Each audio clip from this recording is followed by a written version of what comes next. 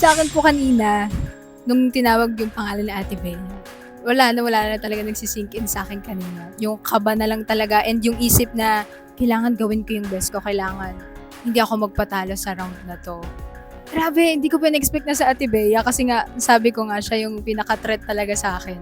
Yung sinabi kung sino daw yung pinakinakatakutan ko, talagang si Ate Bea po yun and hindi ko in-expect na siya yung makakaharap ko ngayon. And thankful pa rin po ako kasi nga gusto ko din talagang makasama si Ate Bea sa competition. 'Pag nagpe-perform po ako, yung kaba hindi po talaga maiwasan pero ayun nga, kagaya nga ng sinabi ko, kahit na bago po ako, lalaban at lalaban pa rin po ako. And thankful po ako sa Lord kasi nabigay ko po yung best ko.